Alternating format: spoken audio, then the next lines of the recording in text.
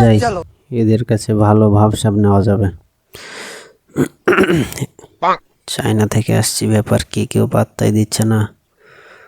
আরে ভাই দেখ, আমি ইন্দোনেশিয়া চায়না ইন্টারন্যাশনাল প্লেয়ার, একটু তাকা। বুঝতে পারিনি মনে হয়, একটু টুপিটা খুলি মাথার।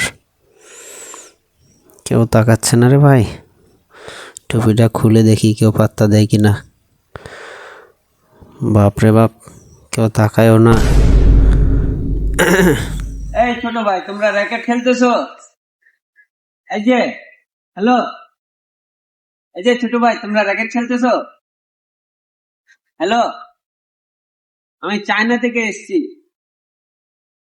ইয়াংচং পাং থেকে। মান সম্মানটা খাইলো রে, কেউ পাত্তাই দেয় না। ছোট ভাই শুনছো?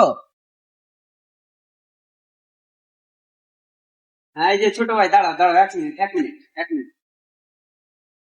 আমি মূলত চায়না থেকে এসেছি, ইয়াংচং পাং। এটা নাম শুনেছো?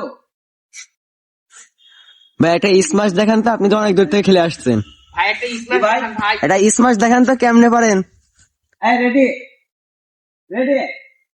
হ্যাঁ, এই যে এভাবে সার্ভ করতে হবে।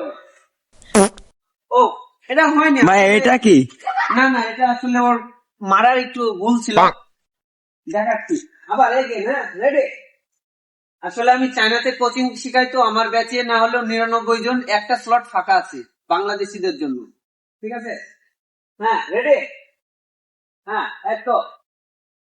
এটা হলো না, এটা হলো না। আবার এই যে, এভাবে এভাবে র্যাকেটটা ধরতে হবে, ঠিক আছে? মুভমেন্ট সবকিছু ঠিক। এই যে,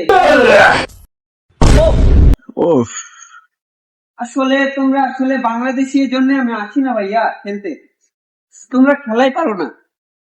যাই হোক, তোমাদেরকে আসলে শিখিয়ে লাভ নাই, আসলে আমাদের বাঙালির জন্য র্যাকেট না।